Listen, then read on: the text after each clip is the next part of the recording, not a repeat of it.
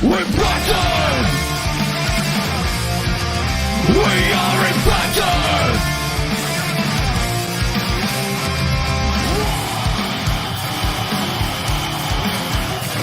We're Bison! We're ready to get up! We want to win! Light the fire of power and make us free! We never break down! We want to win! We are infected! The best team!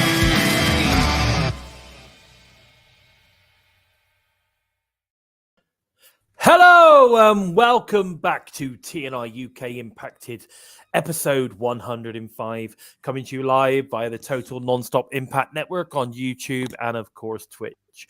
I am your host Bison, and today, unfortunately, unfortunately, I mean it isn't unfortunately, but I am joined by, coming to us from the void, the Joker.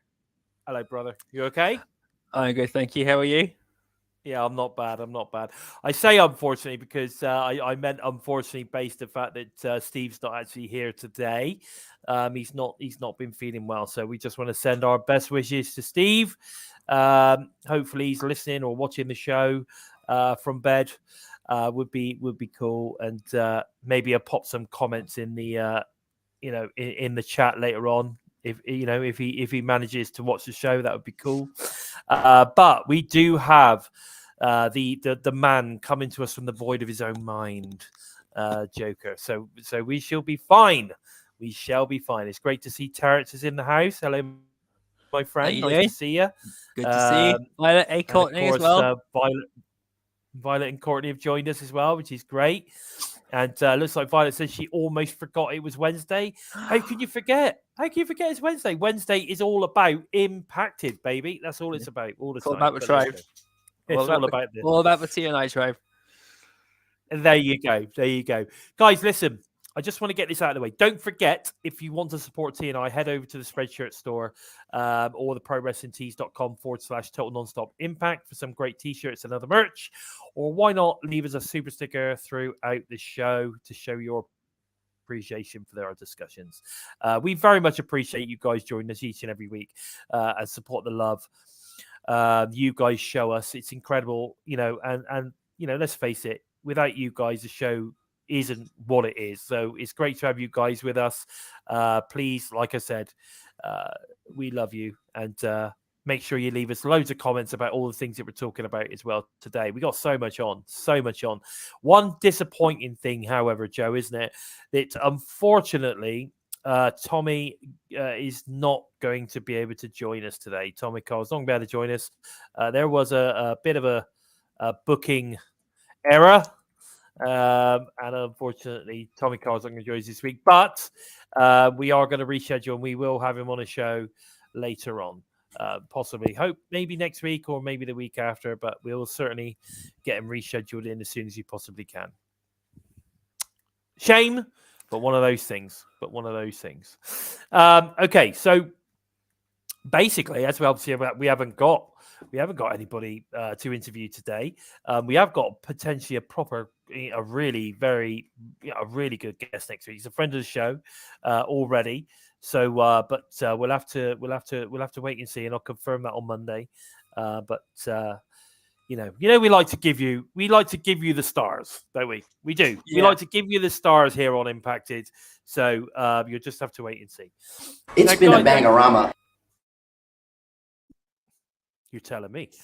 So, Joe, let's get slap bang into the news, rumors, and of course the Impact recap of the week. I just want to, guys, if you're in the chat, don't forget, chime in on any of the stuff that we're talking about. We do appreciate your opinions, and of course, you never know, you may ignite some discussion in us. As well as yourself. So we'll make sure we get all that stuff up as well. And we'll make sure that Steve gets your wish there, Courtney, as well. So we do wish Steve the very best. We do miss him. We miss him, don't we? Don't we, Joe? Yeah, we do. I spoke to him last night just to check if he's okay and to let him know I'm going to go ahead and do production today. So fingers crossed everything goes well at the end tonight, guys. Fingers crossed. Fingers Yeah. crossed. Let's hope the Dollz behave Okay, a bit so too. let's get started. I know, but it's good to see Sammy. Oi, Sammy lad. Sami. He looks like bullseye. He looks like bullseye to me. But there you go. Well done, Sammy lad. Right.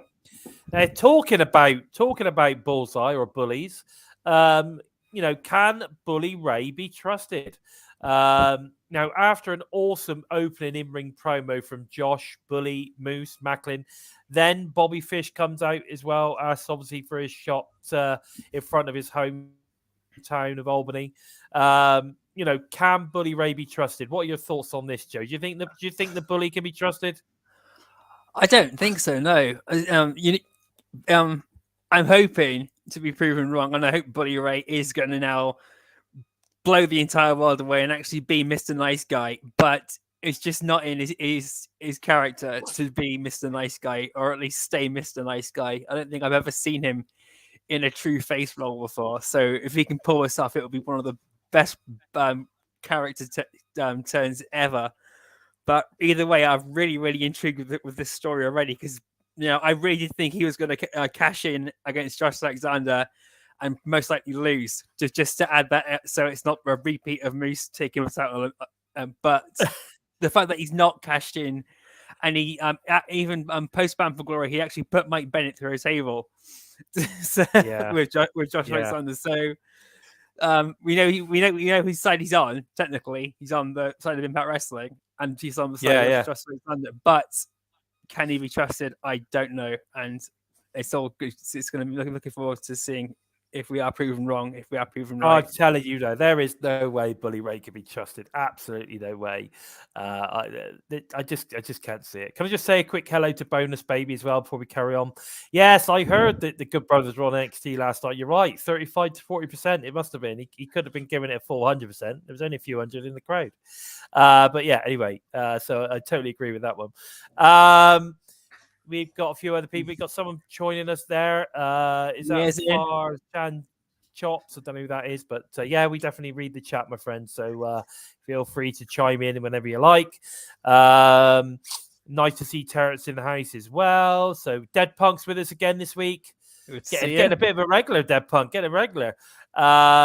Yeah, definitely. So, and again, yes, not since his early Team 3D days have we seen a face version of Bully Ray.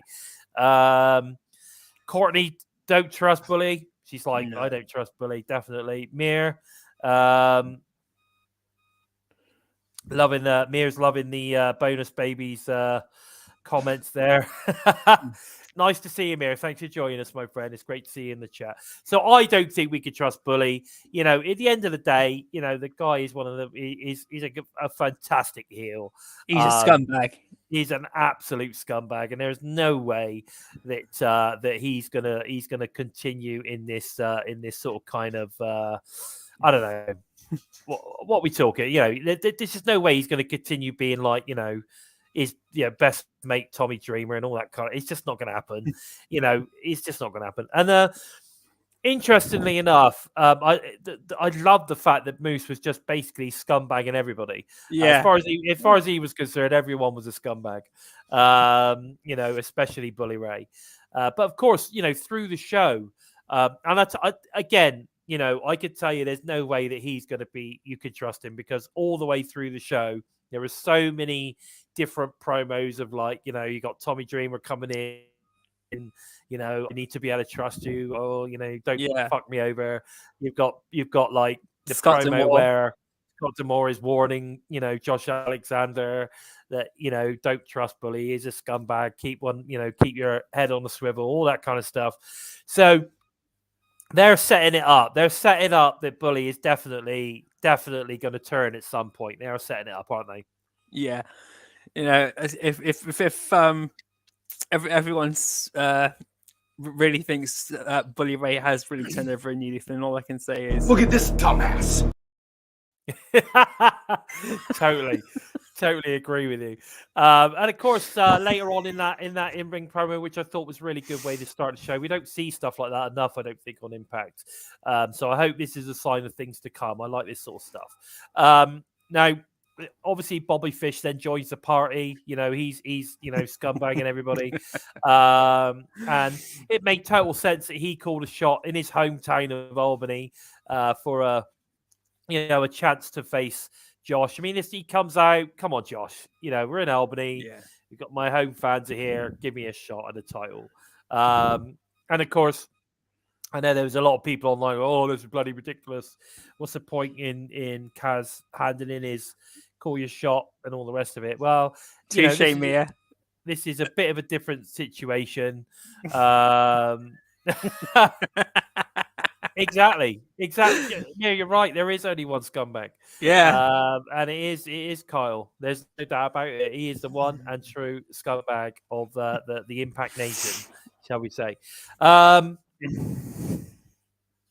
So there is no way Bully's going to be like that. We got Bobby Fish calling calling out Josh. We then end up obviously getting Bobby Fish versus Josh Alexander later to basically main event the show.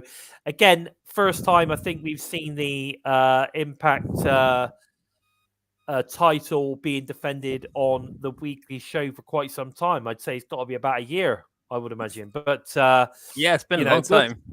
Yeah, it has been a while. But we'll talk about the actual match a little bit later because it was actually pretty good. And Bobby Fish, I don't think the crowd did go mild. I thought they were into him, to be fair. Yeah. I'm going to say I thought they were into him. I think, it was a good move. The right thing to, where it's depends how you look at it. Like, at the end of the day, it's a hometown crowd. They're going to cheer Bobby, so why not get some cheers out of it? That's kind of the way I see it. Get some stuff out of that. But bonus baby saying Bobby Fish, everybody's calling shots and dishing out threads. Why not just ask for a title shot? Makes sense. Exactly. It's true. Just ask. Yeah. It's just like Bobby Fish just say, just shut up and get on with it. Really. Yeah. That's all Bobby Fish was. Yeah, exactly. It worked. There you go. It worked. The problem was it was starting to drag. So when Bobby Fish was dragging it along, and then he decides to cut it short and move it on, which I thought was the best. Great work from everybody. So let Bobby Fish drag it on, and then say, everyone's talking too much. Let's move it on." That made me laugh. Yes, exactly. Oh, I wasn't expecting a squash match, but I was still really impressed with the match. We will be going into that later on. But I did really enjoy the match too. It was a good match, regardless. I don't really care what the Twitter box has to say, Mia, and you know that. But there we go. We say goodbye to Mia Yim for now. Could we see a return back in 2023? I think, it depends on whether the big nose guy offers lots of money, I guess, or the juvenile hugger offers loads of money. I don't know. But I think, depending on all of that, I think from what I can gather, Mia is, she's got a few other things on her plate. So I have a feeling that it's not goodbye. She's not gone completely. I think there is a possibility we could see her back in 2023. I think she's got a few other things that she's going to be dealing with. So we'll just have to wait and see on that one. But I hope Mia Yim comes back. What are your thoughts on Mia Yim, Joe? Yeah, I read a not Twitter. I read an Instagram post after our podcast last week. She thanked everybody out back for everything for all the support and everything. Yeah, and the tone of it all was it is goodbye for now. And she was. It seems the most intention is most likely to come back sometime next year. When I'm not sure, but there's other issues she's got to sort out first. Whatever happens next, one thing that everyone needs to remember is after everything that happened up at WWE, she nearly walked away from wrestling. And Scott D'Amore, Gail Kim, Mickey James, the entire team out back, like we did with Ty Valkyrie, they rekindled that love for pro wrestling again and helped her lift her spirits and show her that she is still worth something and worth keeping an eye on. And you can't take anything away from Impact Wrestling, from that, and you can't take anything away from Mia Yim from what work, because the 6 months she's been back, she was absolutely incredible. Yeah, and did a great job. Next week is going to be amazing. I'm looking forward to seeing this, even if it's going to be bittersweet regardless. Yeah, it's going to be a shame. I mean, we'll talk about her, which I'm assuming is her final match, because I guess I think this is going to be her final match against Taylor Wilde. We'll talk about it in a second. I'm actually excited for that one because I think it's going to be really good. But it's a shame. But I do think, if she's gone for the reasons that are completely not that she's going to go to another promotion, I just have a feeling that we could see her back in 2023. Who knows? Could she be someone that comes back at Hard to Kill, or maybe she'll turn up at Slammiversary or something like that? Would be quite cool. But we'll just have to wait and see, I think, on that one. Now, this I popped at big time because I know this is something when I get to in a second. This is something that we've been talking about on this show for a long time. We've discussed the marketing issues that we think the Impact have had, but ads appeared for Impact Wrestling during Raw on the USA Network this past week. Good job, Scott. Good job. The question is it Scott or is it this new guy? So I think the interesting thing on all of this is that, they are now starting to really invest in the marketing program. Everything seems to be improving. We're getting visuals to plug on, to plugs on the show via commentary, promotion from talents, videos, etc. We are getting so much, promotion now from Impact. So much promotion and marketing going on. Some of it is, like you say, simple stuff. Just plug shit on the show. Yeah. We're getting them. We're getting visuals popping up on the show. Fantastic. We're getting, like I say, we're getting the commentators saying stuff. We're getting really cool visuals. We're getting the talents promoting the product. Get your Hard to Kill tickets. The Mickey James one was great. All these different things are making a massive difference. And of course, I'm only earlier when I was on YouTube today, I was looking at some content and up pops an advert for Impact Wrestling on YouTube talking about, is Bully Ray going to call his shot in Las Vegas? All this kind of stuff. Fantastic. This is exactly what we've been asking for. And they're now starting to do it. Absolutely. Kudos to is it D'Angelo? I forgot what his name is now, but kudos to the new marketing man at Impact. Seems to be doing a fantastic job. What are your thoughts on this, Joe? Have you seen a lot more stuff coming out? Yeah, I noticed it on the weekly shows, and I noticed it. Well, you can only got to go on Twitter, and you can see there all the stars and that have been popping up saying we're coming to Las Vegas, and it's great to see. And I didn't see I saw the tweets and the response even from WWE fans that Impact Wrestling was getting advertisements on Raw and on SmackDown, and I think it's good to see. Like we've been waiting for it for a while. We've been hoping it would come to, and I think Bound for Glory has been that massive. It was such a huge success that now it was the right time to finally start really pushing forward with advertising a lot more, because Bound for Glory just set a new bar for Impact Wrestling this year, and I'm pretty sure this is something they're going to hold off and maybe tinker about with a bit more till like 2023. Yeah, but Bound for Glory was like, let's just shove a rocket up it and see where it goes. yeah. That's the guy, Dead Punk. You're right. That's it. Lou Angelini. And he was the sign guy, Dudley. That's right. I remember. Yeah. So it's good to have this guy on board because he seems to be really up in the game. Kudos to Anthem as well for obviously providing the money, because it's all right hiring some dude, who's a marketing guru, really good at what he's doing when it comes to wrestling. But unless you give him the money to be able to do this, I mean, an advert on USA Network is not cheap. Oh, no. There is no way that an advert during Raw on the USA Network is going to come cheap. That's for sure. So they're investing the money wisely, So we've got to make sure that we are, fully behind these guys because they're doing it. They're doing what we've asked, and they're doing it well as far as I can see at the moment. And it's good to see. I mean, they're doing so much better in this side of things. What we got here? So Bonus Baby says he watched Raw on DVR, skipped all the commercials, so he missed the ad. But there you go. But that's not a big deal for you, dude, because you watch Impact anyway, so it doesn't really matter. But it was a great ad. And feel free to go and watch it. I mean, it's been blasted all over Twitter. Everyone was talking about it. But, and again, simple stuff like this, more and more stuff is available for fans to buy on the eBay store as well, including currently they've been released this week, Knockouts War and Spirits. And it's interesting that they say Knockouts Knockdown on them. Because could this be a hint that this possible special is coming back again? What are your thoughts? Really do. I hope so. I really do hope so. I know Mickey James supported the idea of me calling for it to come back again too.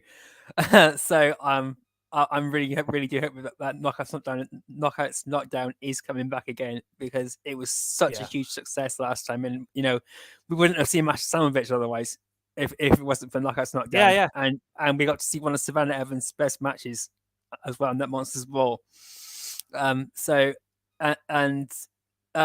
said, it was one of these events that it needs to come back on a regular basis. I think so. I think it should be a monthly special every year. I think it should be. It should be one of the monthly specials.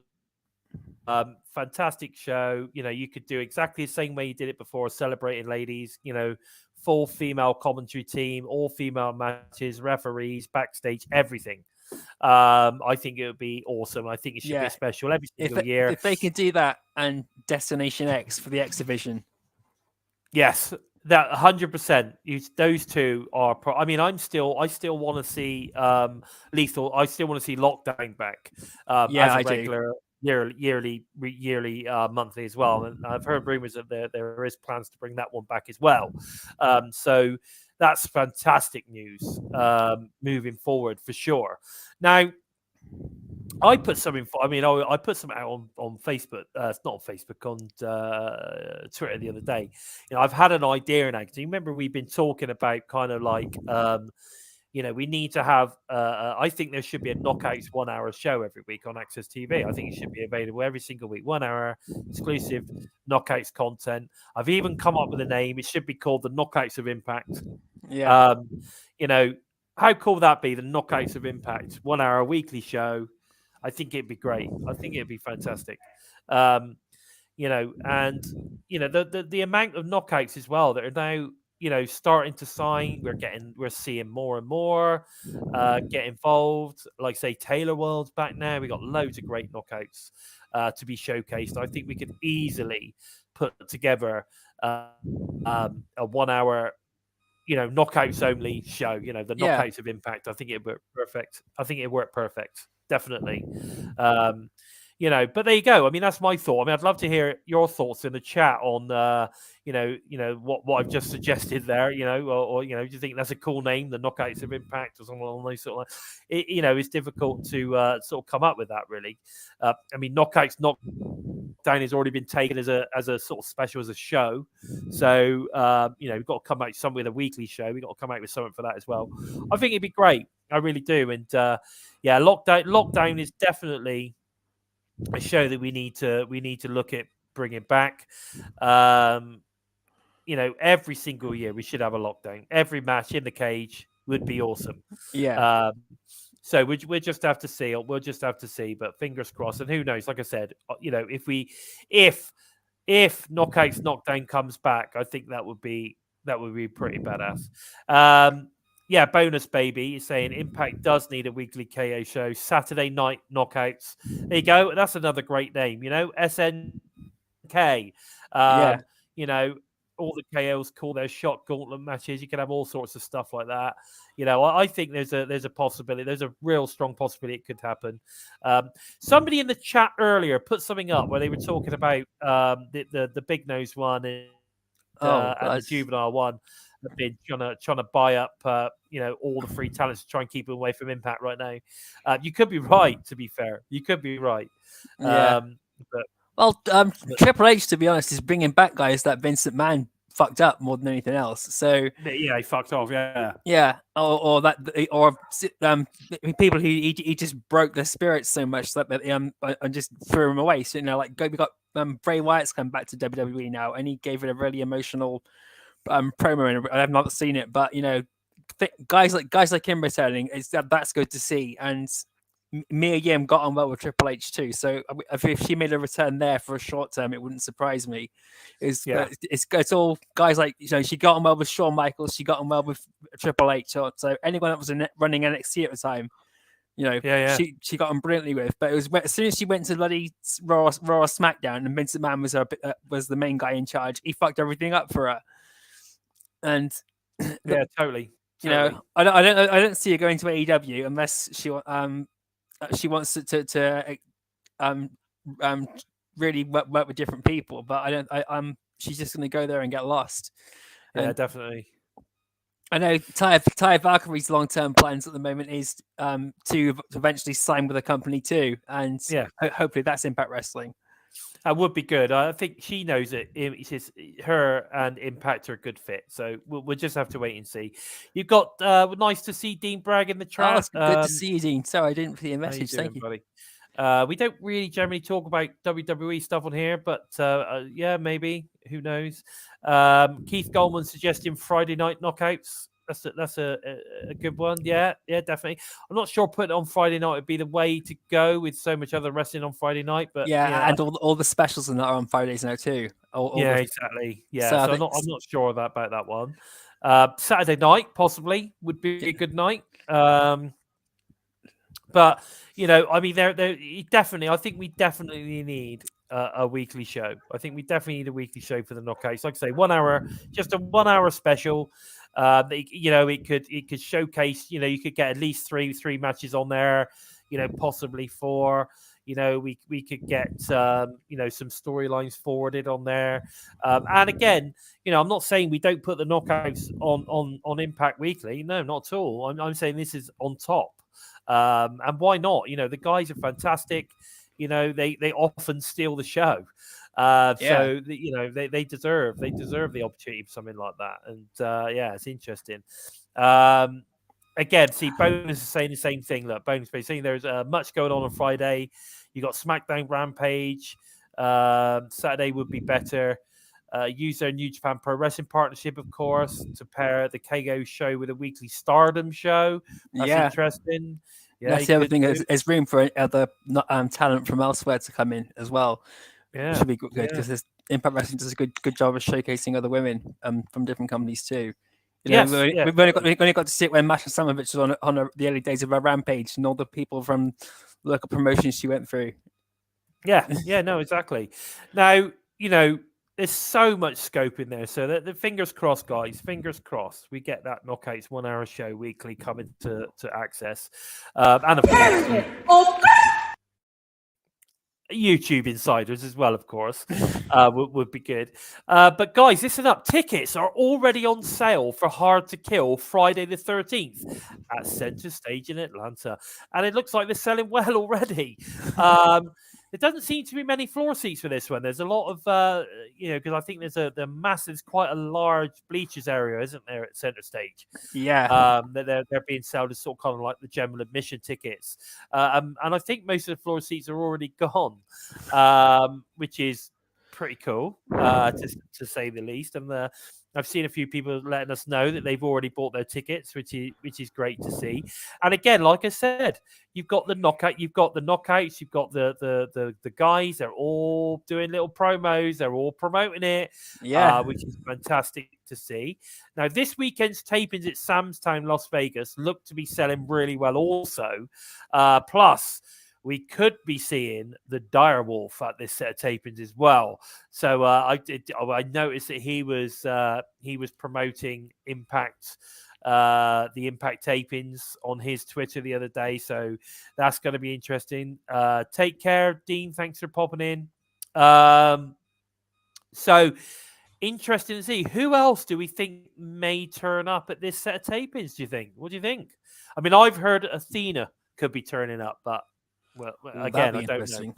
That would be interesting. But yeah, if I think she's signed with AEW, so if she does come, that would be interesting to see more women from AEW come over. That would be smart from Tony Khan, and it would be just better for everybody on the company if they could get that happening. Because Athena is really, really incredible, and so Yes. I'll be interested to see what happens there. Top notch. What about the Darewolf? Is that exciting to you? I love this guy. I think he's. I don't know who he is. The name is familiar, and I think I've seen some tweets from him. I think it was him or another wrestler who's been in Impact Wrestling before, back when a long time ago, and he's been saying that should I come to Samstown, and he's like teased that he might be coming there. I don't know if it's the same guy or not. I can't. But there's a lot of guys that I like teasing are we going to be coming to Samstown and joining Impact Wrestling for this set of tapings, and it's all adding to the excitement of Las Vegas, because Vegas has always got something really special for everybody. So Exactly. I mean, there's quite a lot of talents that are effectively live in Vegas. Yeah, Chris Bay. He's from Vegas. Yes, yeah. So you got Chris Bay. I mean, there's loads of guys that come in from Vegas and or that live in and around the Vegas area. So and the fact that he is, obviously, he's obviously, bigging it up would suggest to me that that Keeley is going to be there. PJ Black is Darewolf. Yeah. Yeah, so do you remember PJ Black? He came in during the GF. Is it G's? Yeah, the global. Yeah, the Global Force Wrestling. I can remember him now. Yeah, he was Justin. I remember him as Justin Gabriel too. He was really, really impressive in WWE. I was so impressed with him. I thought he was one of these guys that really should have got pushed a lot higher than he did. But I was really, really impressed with him. So if he's interested, then bring him on, please. Yeah. I think there's I mean, it looks like that, like I say, they are looking at teasing a few new guys. I mean, maybe the fact that he's actually plugging it would suggest that that there is more to it. It might not just be a one-off. Maybe there is a possibility that he signs, which I think would be pretty cool. But what are your thoughts, guys? What are your thoughts out there? Dead Punk's brought up someone that nobody really wants to talk about. Disco Inferno. Yeah, I'm not too sure we want to see him, but oh dear, that dude is. Oh man! After all the shit he caused with bloody Tessa Blanchard. That dude is he needs to check himself. I think that dude. But can I just say an appropriate question? Quick hello to Michael there. Thanks for joining us in the chat. Appreciate it. With regards to Jeff and Jerry Jarrett, I'm not sure on that one. I wouldn't mind seeing Jeff back in the background, maybe doing some, just doing some producing, or maybe involved in that side of things. But I certainly don't want to see him in the ring. That's for sure. Done with that, and he certainly don't want to see him running anything. We know where that led last time. So I don't know. Who knows? You never know. But there you go. That's my thoughts on that subject. Hakeem just joined us. Good to see you. Hakeem, good to see you, bro. Thanks for joining. For joining. Steve's not well today, so he can't join us, mate.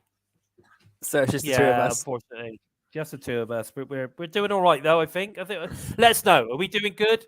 Are we doing well? Is Joe and myself carrying the show? That's what we need to know. Or a couple of them.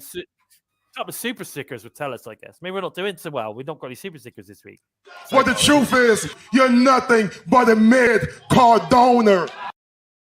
Maybe that's what it is. Maybe it is. Maybe Steve is the the headliner, and we're mid-card donors. Yeah, I think that's probably what it is. But there you go.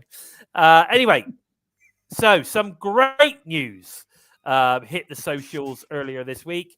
The great news that Chris Bay has signed a multi-year deal with Impact. And of course, this comes out just after we find out that the Kingdom and Vincent are gone. Very good timing. I think Impact were really clever on that. I think Impact were clever on that, right?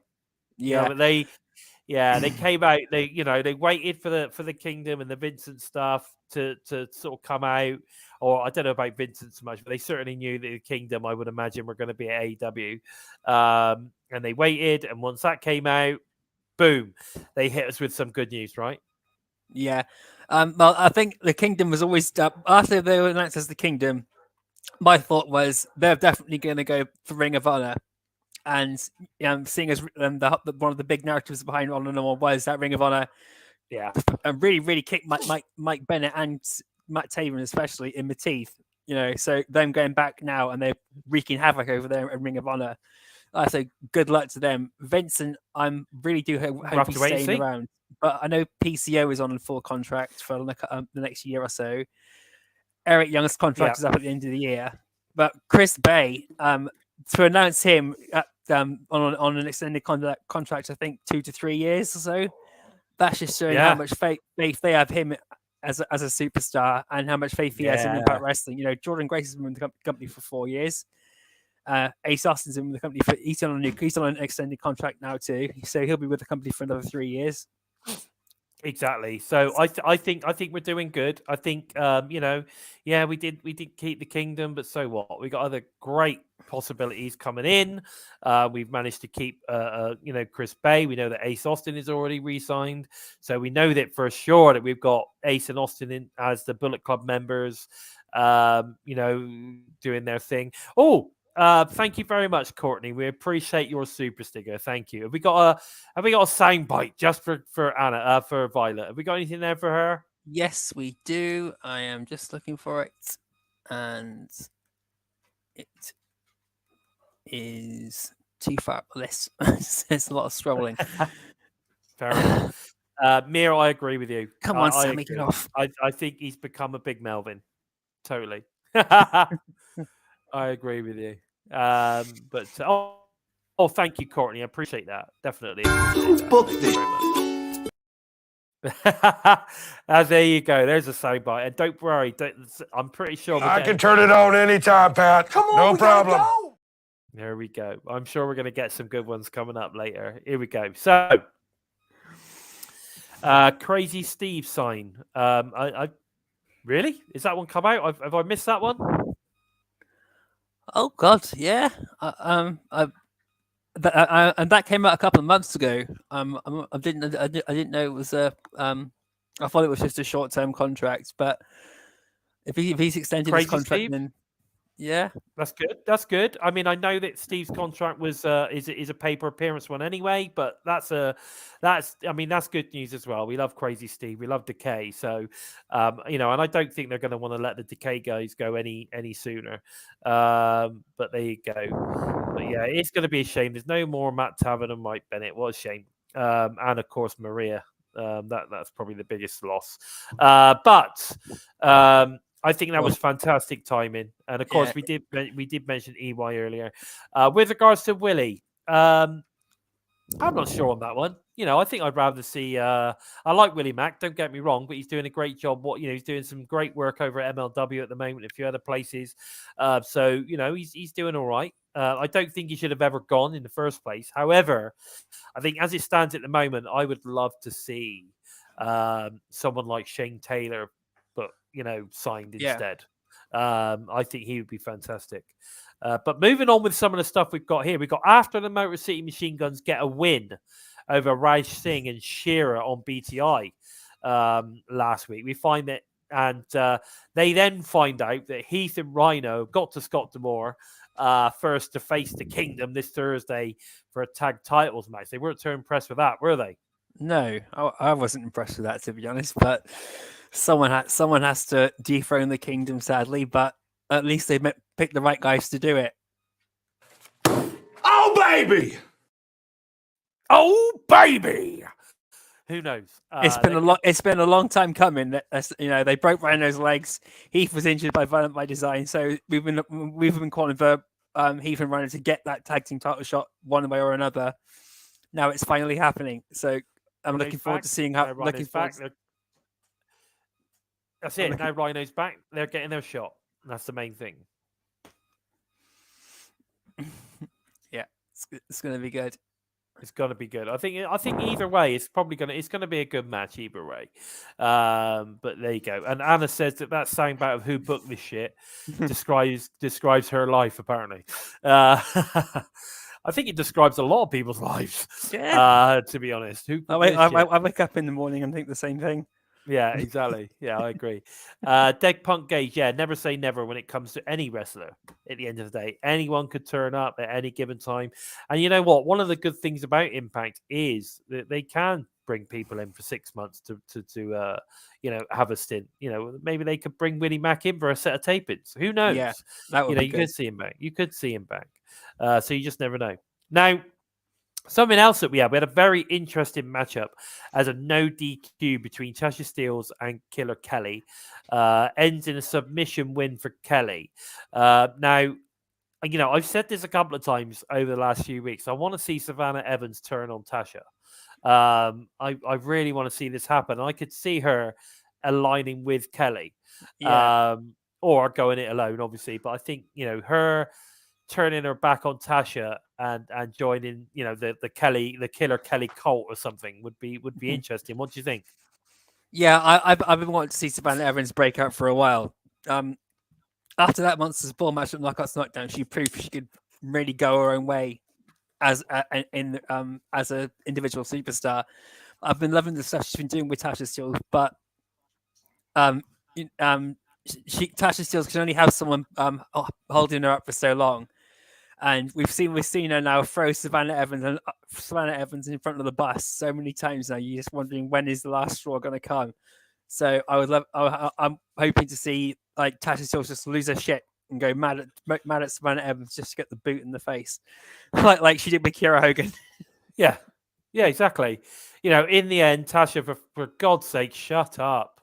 I've had enough of this shit. At the end of the day, I could probably kick your ass anyway, so fuck off. That sort of shit. Yeah. Yeah, who knows? I mean, I really like this storyline. I think it's working really well.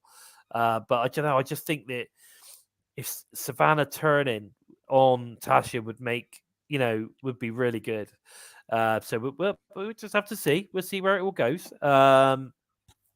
Bonus Baby saying that Killer Kelly and Savannah Evans should be on their own. Yeah, maybe you're right. Maybe maybe Savannah should just turn on Tasha, just walk away. I've had enough. Take them both of out. shit. Yeah, I've had enough of your shit. I just walk away at the point where Killer Kelly's just kicking the shit out of Tasha. Yeah. Just leave her like she did with the first time she choked out Tasha Steelz in the ring. No, she choked out. Sorry, the first time Killer Kelly choked out Savannah Evans in the ring. Tasha Steelz was on commentary. She got up and ran away. She did. Yeah, she did. I can't see that, Dead Punk. How can you say that it's too soon for her to break away? She's been with Tasha for like a year. But I don't know. Sorry, Hakeem. Yes, you did, my brother. We were talking about that earlier in the discussion. We're now kind of recapping last week's Impact. So just chime in, let us know your thoughts. Now, we were treated to an incredible 6-man X Division match that included Trey Miguel, Kenny King, King. Yeah, Black Taurus was in there. The rating.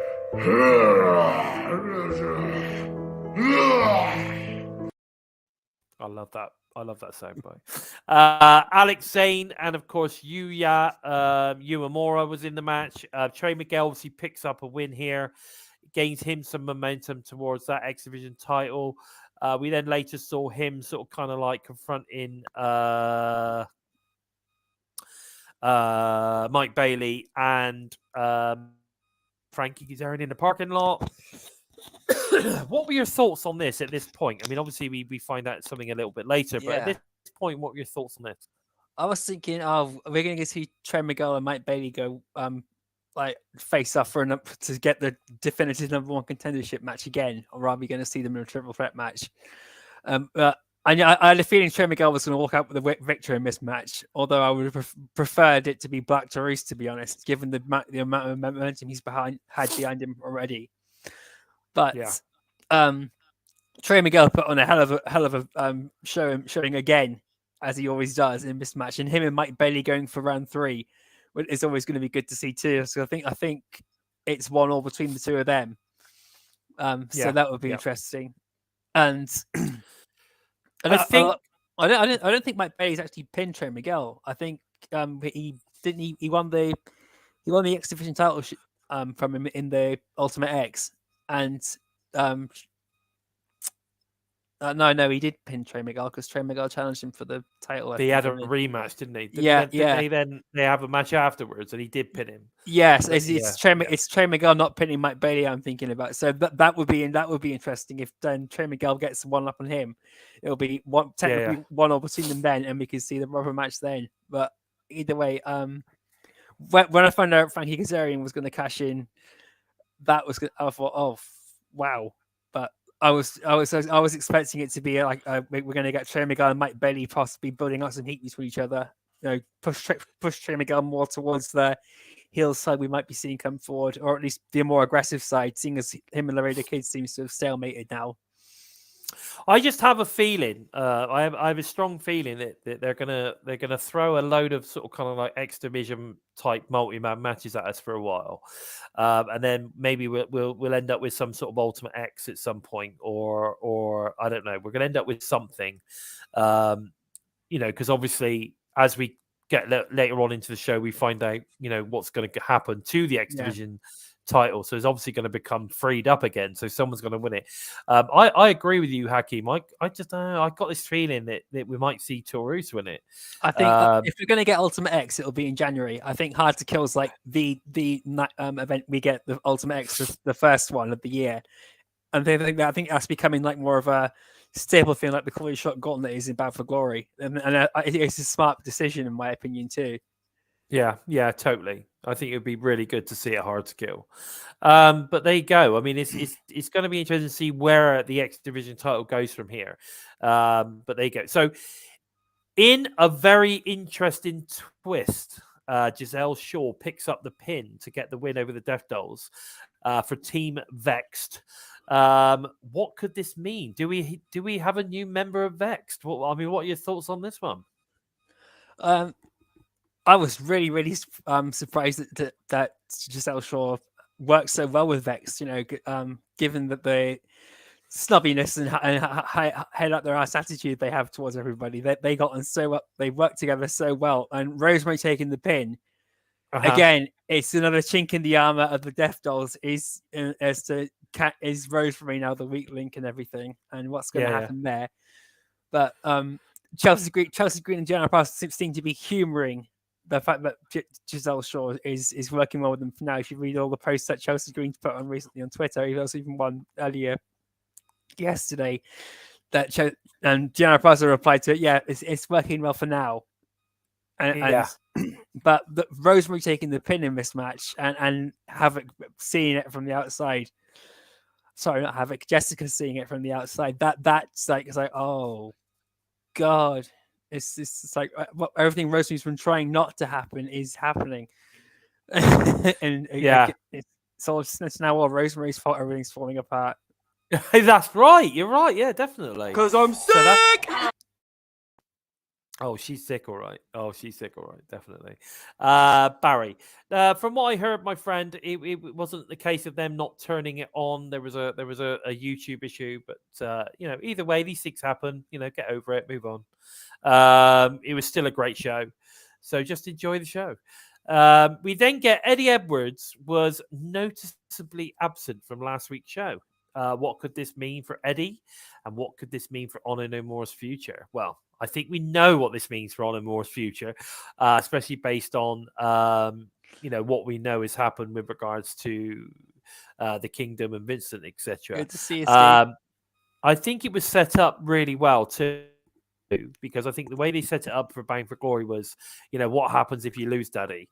I think that sort of kind of set it up perfectly. What are your thoughts on this Eddie and Honor No More situation here, and where do you think he was? Right now, I think he's soul searching. Alicia was put that massive bombshell on him that if he wins this match against Josh Alexander, then it's over between him and Alicia. And I think that now it's all soul searching. And when we had Raven come back, the first thing that came through my mind was Eddie was going back to the asylum to seek more guidance from Raven now that everything's fallen apart. And I would love to see something like that happen now with Eddie Edwards trying to get counselling from Raven to try and get him in the right mindset again, because Matt Taven and Mike Bennett were like trying to hold the fort down and trying to represent on more on Impact Wrestling. Then Maria's pushing forward, basically fulfilling Eddie Edwards' role at the moment. So Maria is basically trying to keep everyone together. PCO is going off on that, ready to explode. And so, as always, but it's just showing that On and More is about to break. So we know it's going to win next week. Sadly, if you're not a fan of On and More, but for me, they were family.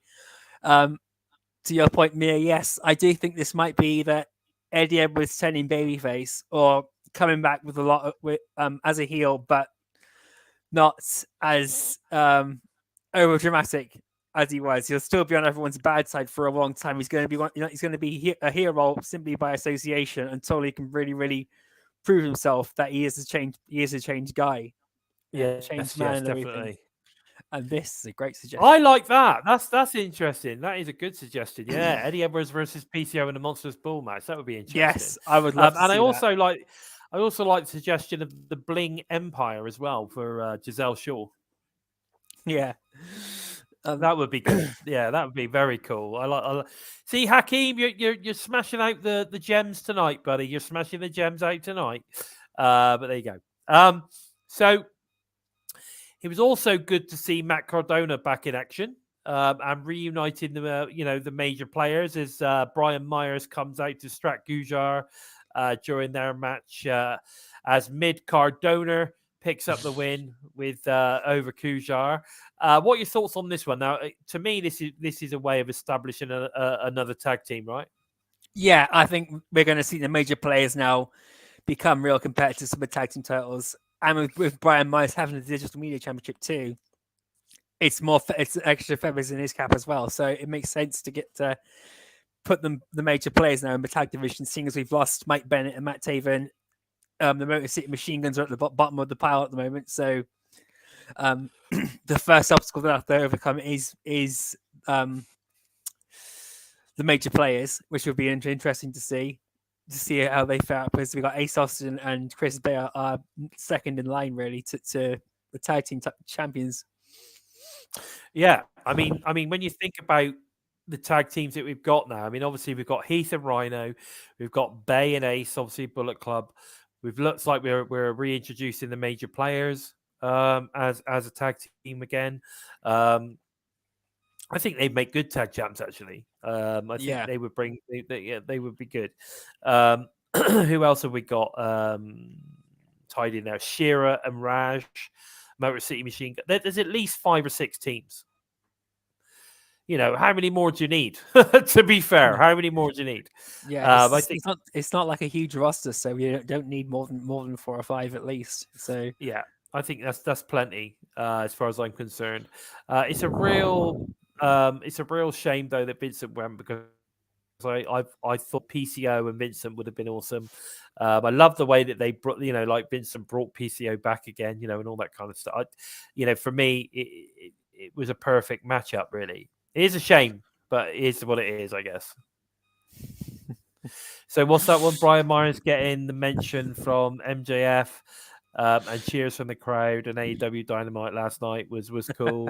I don't know. I didn't see that, so I don't know. So MJF is having to rely on another talent to get to get himself over like that. I mean, and it backfires. Everyone's cheering rather than booing. So yeah, it's making MJF look even more stupid.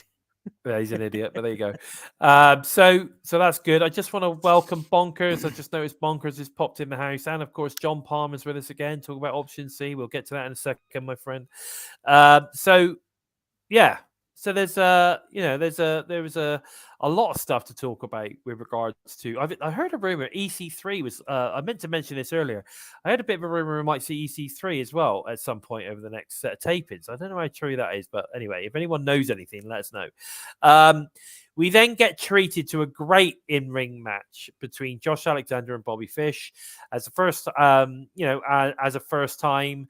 We have seen the Impact World Championship defended on the weekly show for almost a year. Interesting. Now, regardless of whether you like Bobby Fish or whether you hate Bobby Fish, it was a good match, right? It was a great match. I know Bobby Fish really surprised me. I knew he was good in the ring, but some of the durability and some of the moves he managed to pull off from Josh Alexander was brilliant, and the ending was fantastic. You know, it really did go down to the wire again. Josh Alexander still being pretty beaten up by Eddie Edwards, and Bobby Fish took advantage of that throughout the entire match. So it was smart technical wrestling from his side, and Josh Alexander just having to fight through everything and still prove he's dominant. Yeah, totally. And I think that's exactly exactly where that was on that particular night. I think Josh looked fantastic.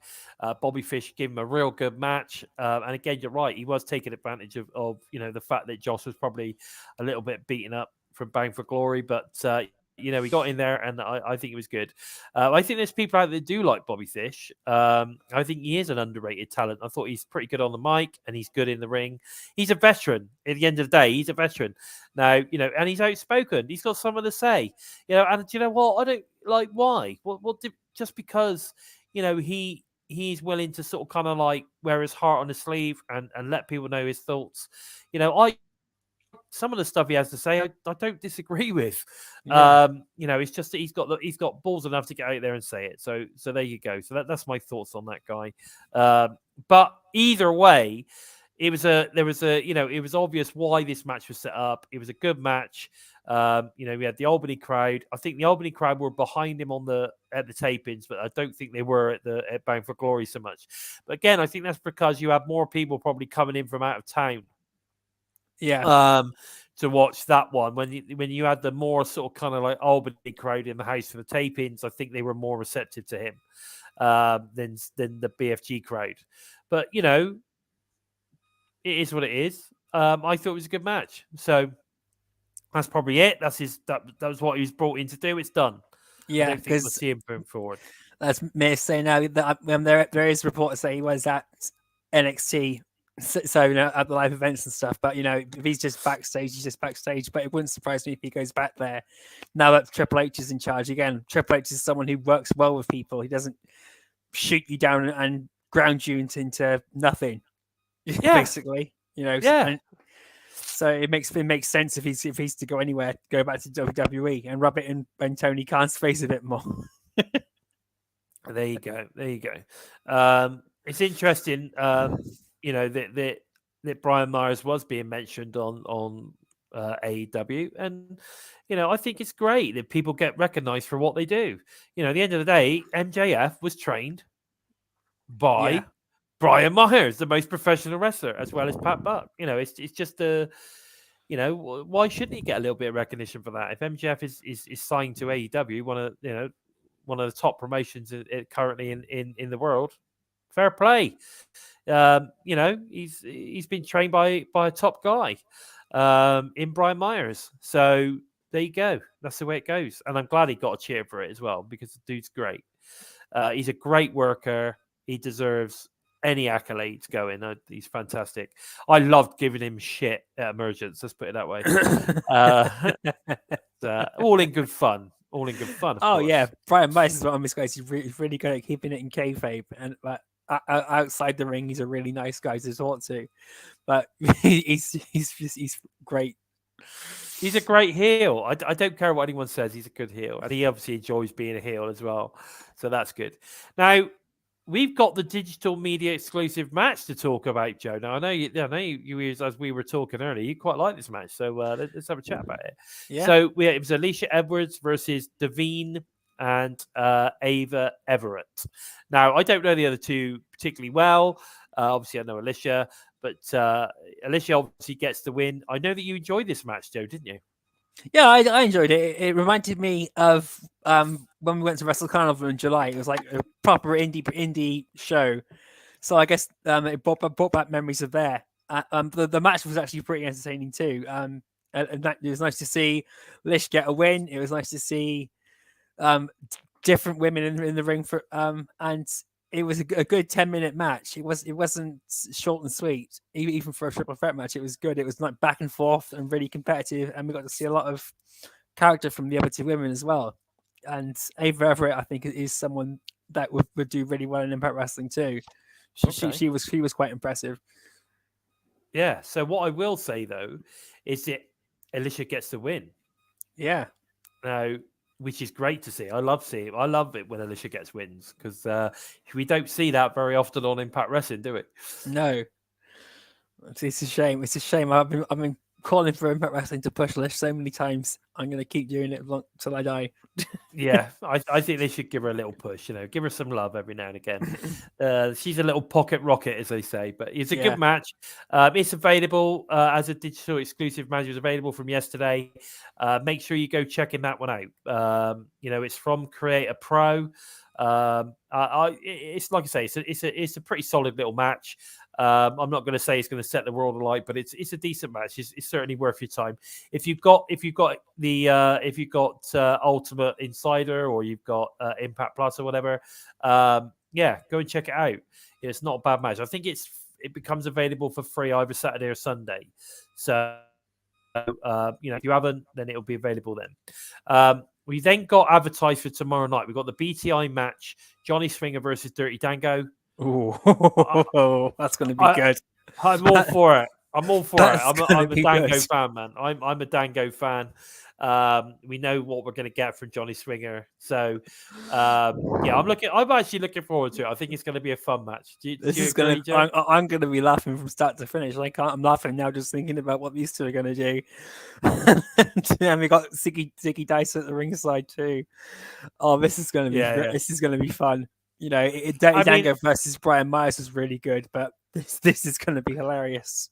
Do you know what? I would have preferred to see Dango versus Sticky Rice. I think Dango versus Sticky Rice, because let's face it, Johnny Swinger now, I mean, he's getting on a little bit. We don't take many bumps and you don't get a massive match from him. But Zicky, I think versus Dango would have been a badass match.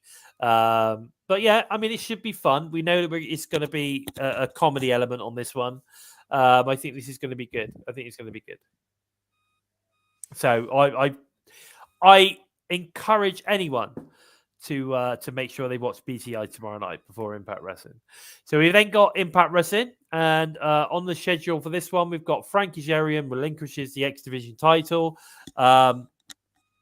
Now, I know some people find this one really weird, and I know that Mia's had some thoughts on this one as well. Sorry, not Mia, and Hakeem. Hakeem has had some thoughts on this one. I'm going to wait to see what Frankie has to say. I don't understand people that say the option C diminishes the X Division title. I don't see that at all. What I see is that it gives another reason for you to want to win it. Because it does give you the option to go for the world title if you can win it. I think it uplifts the X Division title, not diminishes it. But there you go. I mean, and of course, what it also means is Frankie's earned his opportunity as opposed to just asked for it. But is it a little bit soon? Would I have liked to have seen Frankie maybe had 2 or 3 matches before he relinquished? I think he's done it at the right time. For me, I think that this is when option C is used right. Frankie Kazarian, he doesn't need to defend the X Division title. He's come to Impact Wrestling to make a point. He's now 5-time X Division champion. What else does he need to do? He doesn't need to bother with the rest of the X Division roster. He was in there solely to go for the world title, and he's done it the way nobody expected him to do it. And I think he's only been like a 1-time world champion, if that.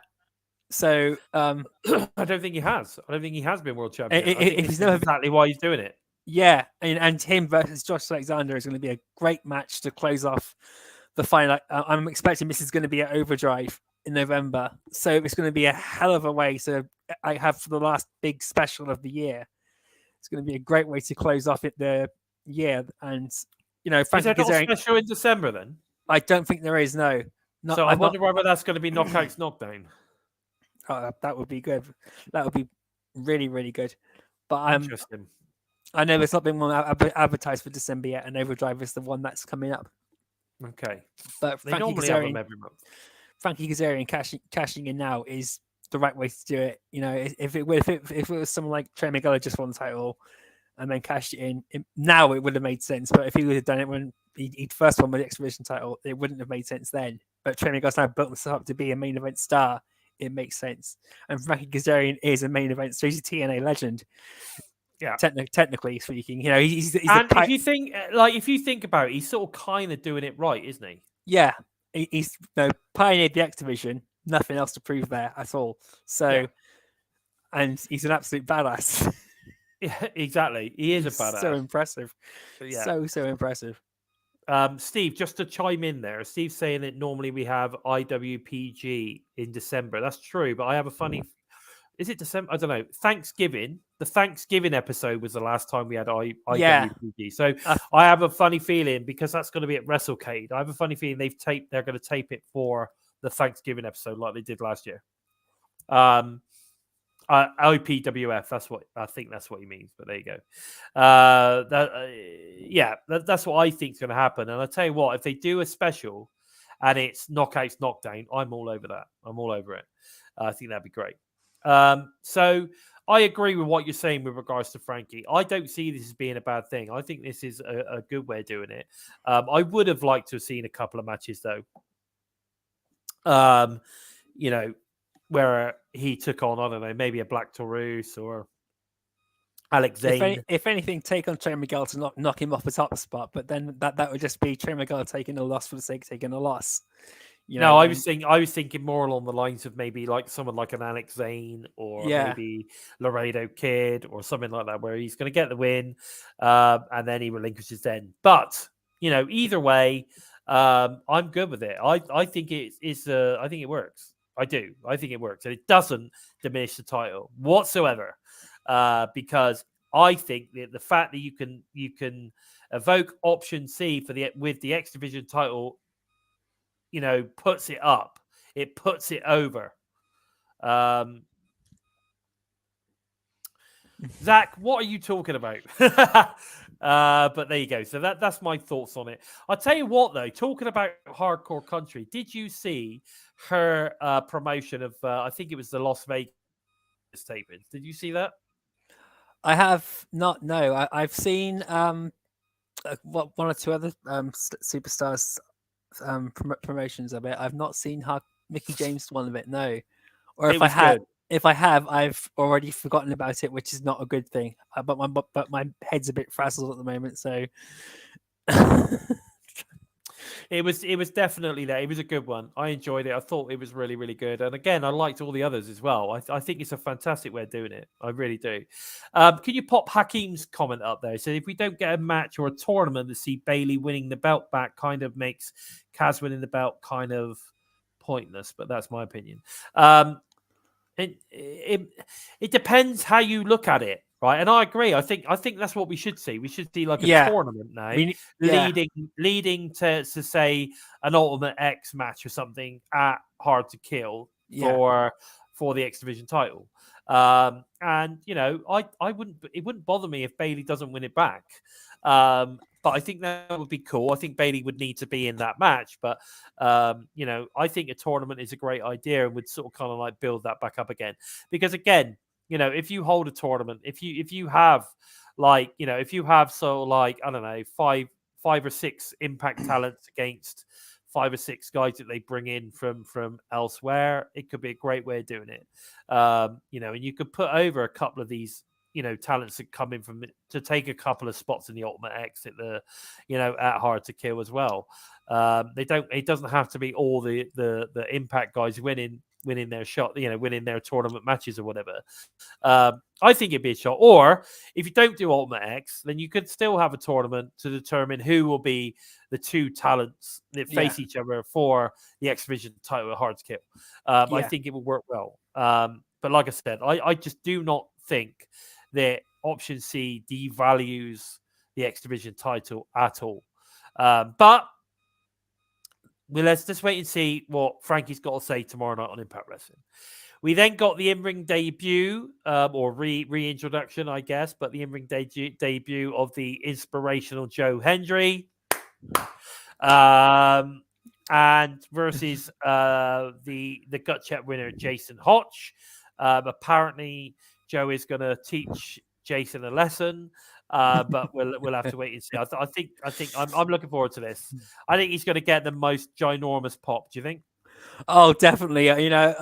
If the fan reaction to his entrance at Bound for Glory is anything to go by, I'm looking forward to this so much. I've watched the fan footage of his entrance at Bound for Glory. Everyone clapping and singing along to it was just brilliant.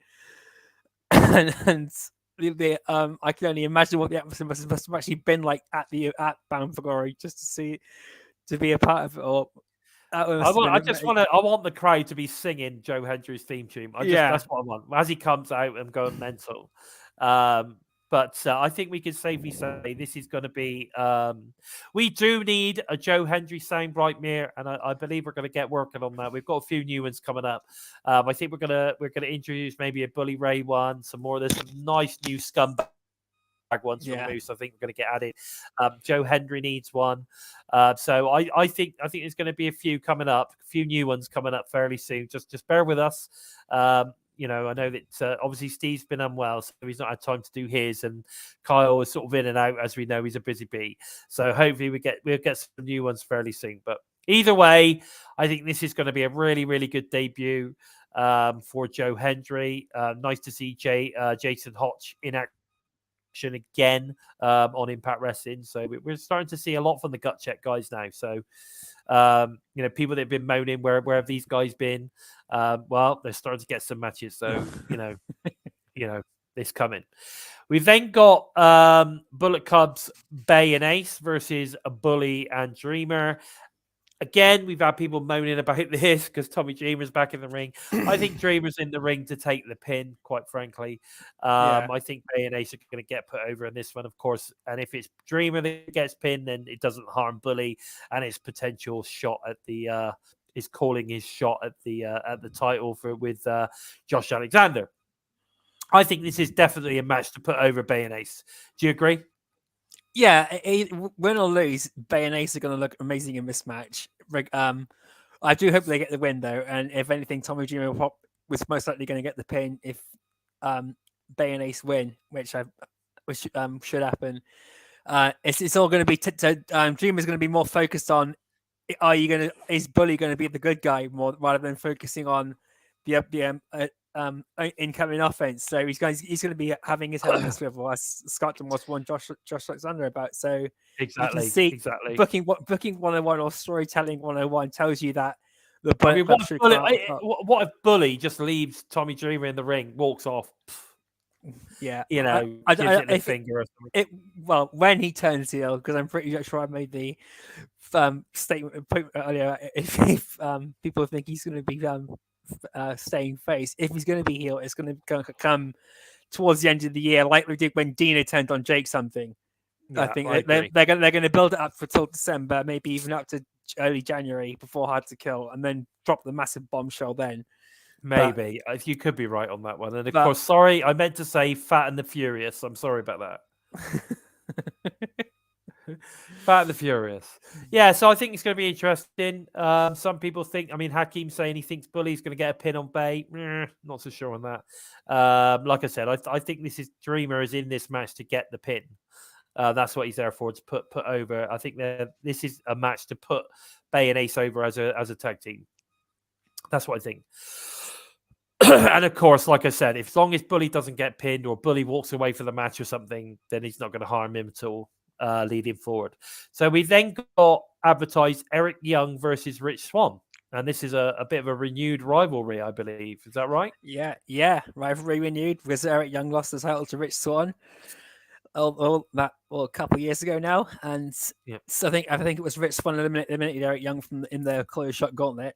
So and we know Eric Young has got a target on his back too from Sami Callihan. So there's a lot of intertwining story coming there. Even Sami's already put on Twitter that he's got his eyes on this match and everything too, like he did when Moose and Macklin started going toe to toe. Sami Callihan's in the background. So I'm looking forward to seeing. Do you think we might see some of this? Oh yeah, who knows? We might see some of that. We're going to see some of that. And of course, so we also saw Sami Callihan beating up the two I Am Violence zealots last week as well. All the I Am Violence bots. Have you Yeah. noticed Bison is violence tonight? Yeah. There you go. A big fan. Big fan. Yeah, I think we're going to see Sami turn up in this one. He's not only going to be keeping a quiet eye on it, he's going to turn up on this one to cause Eric Young some shit. I'm pretty sure of that. Who knows? I mean, could you imagine? This is my thought process on this. Can you imagine if when EY comes down to the ring, he brings like his entire cult of yellow hoodies that surround the ring and stuff? You know, I could see it, and Sammy's one of them. Yeah, Sami could be one of them. You're right, he could. And then just suddenly pop out and boom, yeah. Same as Baby Brother Rich. Yeah, definitely. So we've also got Mia Yim versus Taylor Wilde advertised for this. Great to see Taylor Wilde back. She had a great appearance as well at the Call Your Shot at Bound for Glory. Fantastic to see Taylor Wilde back. I'm absolutely over the moon, and I hope she's updated her character a little bit, made it a bit more witchy. I think it could be pretty cool, and of course, I'm pretty sure that Mia's about to put over Taylor in this match. So, but yeah, good stuff. I'm looking forward to this one. You? Yeah, it's going to be an emotional ending towards this one, knowing that Mia Yim's going to be gone afterwards. But I'm looking forward to seeing what Taylor Wilde can do. It's been a while since I've seen her. It's been a while since anyone's seen her, and obviously, if Taylor Wilde winning this will mean she's probably next in line for Mickie James too, which is going to be great. So it's all good build up for the last rodeo. Yeah, I mean, yeah, definitely. I think Mickie James versus Taylor Wilde. I mean, that'd be a hell of a callback match, wouldn't it? Hardcore country. I got it in there eventually. Got it in there. Set up beautifully, my friend. Set up beautifully. I love it. And I know that Violet and Courtney are going to love that one. So I think this is going to be great. I'm looking forward to it. I think you're right. I think this is all going to be now setting up Taylor Wilde versus Mickie James for the last rodeo match. Probably potentially at Overdrive, maybe, or could it happen at the Vegas tapings? But I don't know. We'll see. But I think it would be. I think that's definitely what's going on at this point. Yeah, so, and we could also see them two teaming up versus Vex as well, seeing as Jenna Prazo and Chelsea Green ran away from Mickie James when she laid down the challenge to one of them two. Yes, definitely. So we got a lot of build for Vegas and then on to Overdrive. You know, we could have Mickie James and Taylor Wilde working together until Overdrive, where she takes on, then they go one-on-one just to round up the last rodeo for Hard to Kill. Yes, no, definitely. That's interesting. I'm down with that. I'm down with that idea. And I'm glad to see that you're grinning, Anna. We'd like to put a smile on your face. I know that you think your life is a hot mess. But believe you me, girl, there's a lot of us that can put smiles on your face. It'll all be good. Just smile, grin and bear it. That's what I say. We've also got the Kingdom versus Heath and Rhino for the tag titles, which of course was set up last week. Again, you know, I guess we're now we know. I mean, there's no point in not saying it. We're pretty certain. Yeah, we're pretty certain that Heath and Rhino are obviously going to walk away with the titles here now that we know that the Kingdom are gone. But you know, it's kind of weird. I still think it's kind of weird because I just don't understand why, if Impact knew that they were going, why they would have them go over Motor City Machine Guns. I don't get it. I don't get that. And I still firmly believe that Impact were under the impression the Kingdom were staying because they were also in the hard. They're also in the Hard to Kill promo video. Yeah, the only storyline I could link it back to is the fact that Heath and Rhino were meant to be tag team champions earlier in the year, but Rhino got injured because Honor Moore broke his leg. Yeah, so, no. I totally get that. I totally get that. But I don't get. If anything, if the Kingdom were going to go, then winning at Bound for Glory just to have the bombshell dropped soon up. It took a lot away from that match at Bound for Glory. I think so, and of course, I still loved it. Spoilers of these guys now losing hasn't. Yeah, I don't know. It doesn't make sense to me. from a story perspective, it doesn't make sense. And like I said, I think that the bombshell was dropped that they weren't going to re-sign or whatever, or they were heading off. And again, though, it hasn't been announced, frankly, that the Kingdom have signed with AEW. No, Mike Bennett's done a lot in AEW as well. It's amazing. Some of the stuff he's done in AEW at the moment is some of the matches he's had there are absolutely incredible. But what I'm saying is there hasn't been an announcement that the Kingdom have signed. Yeah. So is this just an excursion for a little while? Or I don't know. I don't know. I find it a little bit strange. But anyway, guys, listen. Pop your thoughts in there while we're sort of kind of finishing things up. But that's pretty much all we've got time for today. But don't forget to tune into the TNI Impact Review Show tomorrow night, live on YouTube and Twitch directly after Impact is aired on Access TV, Impact Plus, and of course YouTube Insiders. Please don't forget to head over to the TNI Patreon for exclusive extra content when you sign up. And of course, join our Discord where we pretty much talk about everything Impact and or wrestling related, as well as movies and other sports and all sorts of stuff gets talked about over there. So, get heading over to the Impact Discord. All of the links and descriptions are down below. So make sure you go and check those out. Also, all TNI shows are available for all you listen on the go fans on audio only via SoundCloud, Spotify, iTunes, and wherever you listen to your favorite shows. Where can we find you on the socials, my friend? You can find me on Twitter at @JokerEmptySpace. You can jump onto Facebook or on Twitter, look for #EmptySpace, #IntoTheVoid. Or if you fancy to tickle your taste buds and your sense of humor, look for #DailyGiggle. But approach it with an open mind and you just might keep your sanity. Yeah, I definitely recommend following this man. He's definitely a lot of fun on the socials, definitely. Okay, if you're interested in finding out a little bit more or following the Bison, go and check me out at LordBison45 on Twitter. It's pretty much where I do all of my stuff. Hakeem's there just posting his latest article. Again, I suggest that you check this guy out. He really does put out some great stuff. But yeah, it's definitely worth checking that one out. Guys, listen, please take the time to help us out moving up the rankings on YouTube and Twitch as well by giving us a thumbs up. And if you're new to us and you like what you've seen, then please consider hitting that subscribe button. And don't forget to give the bell a tickle, a squeeze, and of course a smash to never miss any of the great content coming out by TNI UK and US teams. Dog's looking at me. What the fuck are you doing? And every single week. With all that said, I've been your host, Bison, and this has been the crazy dude himself coming to us from the void, the Joker, and this has been episode number 105 of Impacted. Take care, everyone. Take care, guys. We're Bison! We are